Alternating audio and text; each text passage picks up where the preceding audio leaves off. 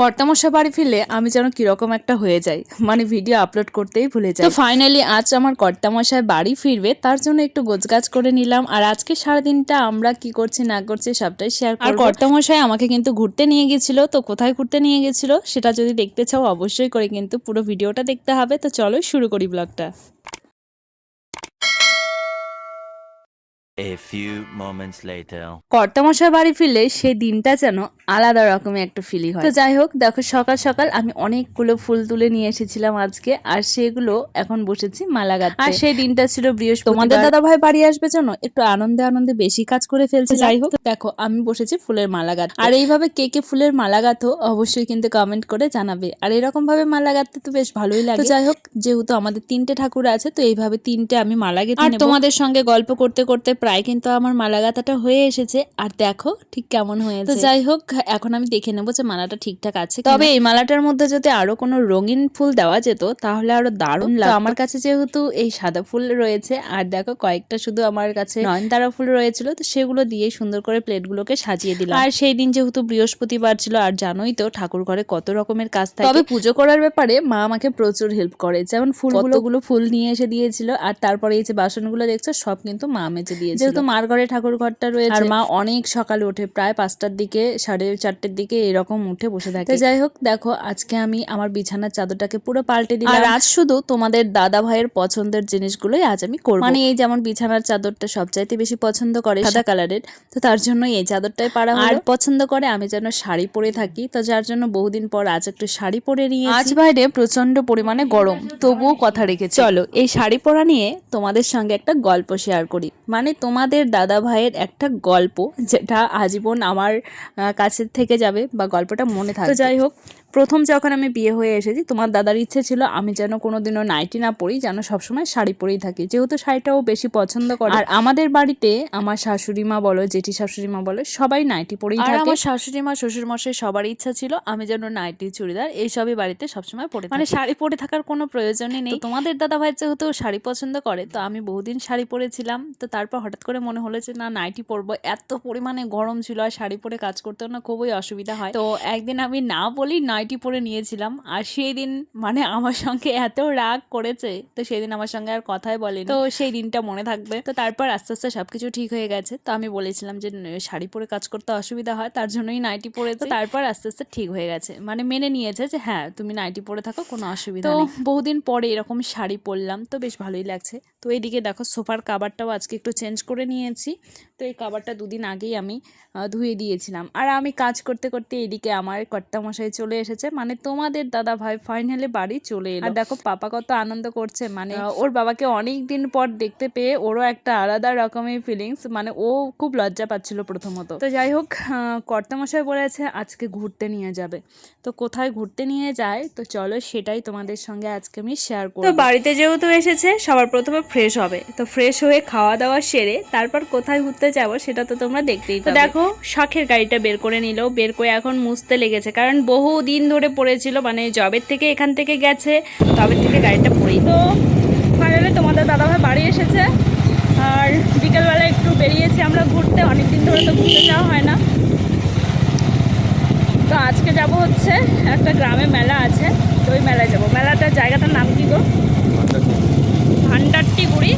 তো ভান্ডারটি গুড়ির মেলায় ঘুরতে যাচ্ছি এখন। এদিকে পাপা আছে, আর আমার কর্তামশাই, আর আমি 3জনে মিলেই যাব। আর মেলাটা অনেকটাই ভেতরে। গত বছরে এসেছিলাম, গত বছর মনসা পুজোর দিন এসেছিলাম, আর আজকে হলো পুজোর পরের দিন যাচ্ছি। তো চলো মেলায় যাই, আর মেলায় গিয়ে দেখাবো তোমাদের সঙ্গে কী কী আছে ওই মেলায়।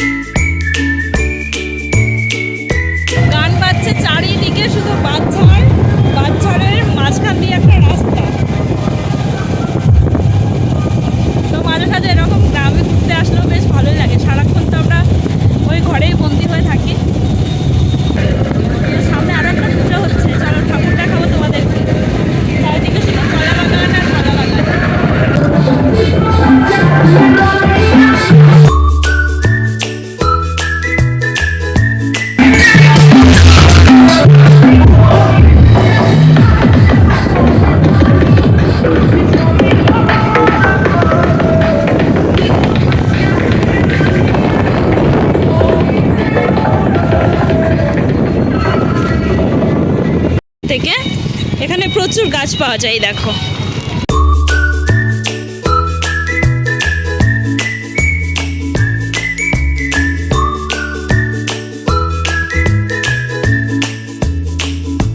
তো ফাইনালি আমরা মেলায় চলে এসেছি। এই দেখো পুরো মেলাটা, আর রাস্তার ধার দিয়ে কত জিনিস বসেছে।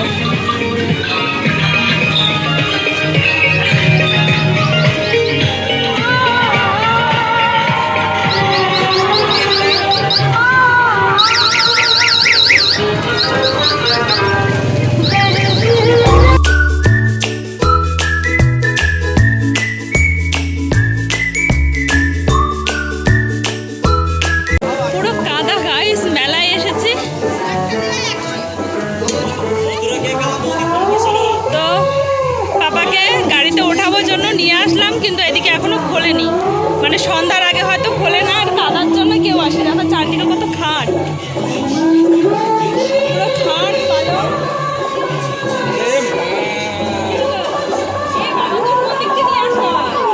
যা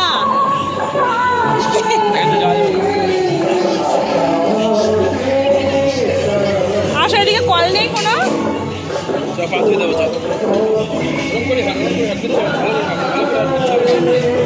পুরো কাদা লেগে গেছে।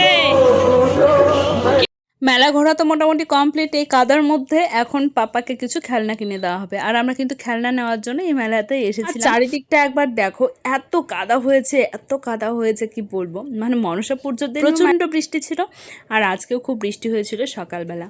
তো যাই হোক, আমাদের মোটামুটি কমপ্লিট, মেলা ঘোরা কমপ্লিট। কাঁচের জিনিস কিছু নিবা, কাপ ফাপ হ্যাড্ডা ব্যাট এসব কিছু চলো ওই যে ওই দোকানটায় যাই, নিলে তাদের নিয়ে নাও। চলো। তো আমাদের মেলা ঘোরা কমপ্লিট, আর কিছু দেখি। এই যে লাস্ট এই দোকানটায় দেখবো, এই দোকানে দেখে তারপর এখন আমরা বাড়ি চলে যাব। অনেকটা সময় কাটালাম আজকে।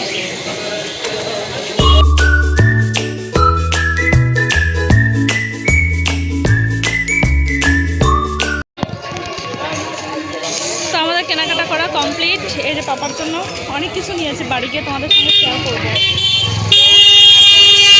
তোমাদের দাদাভাই এখন গাড়ি আনতে গেল, তো ভেতরে রেখেছে গাড়িটা। তো আসুক, তো বাড়ি যাই, বাড়ি গিয়ে তোমাদের সঙ্গে সবটাই শেয়ার করবো। তা আবার একটু বেরোতে হবে আমাদের। এই যে চলে আসলো, আবার জিলিপি নিয়েছে। যাও, ওই দেখো পেছনে হাত দিয়ে হাঁটছে।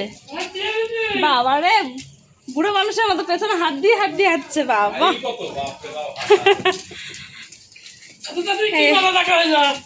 কাদা মেলায় ঘুরে দেখি, হাঁস নিয়ে এসছে টাকা ভরানোর। এই হচ্ছে আমাদের মেলার বাজার। তার জন্য কত বড় একটা গাড়ি নিয়েছি, এই যে আর একটা বাস নিয়েছি, একটা পেন্সিল রাখা বক্স, আর এই একটা হাঁস নিয়েছি।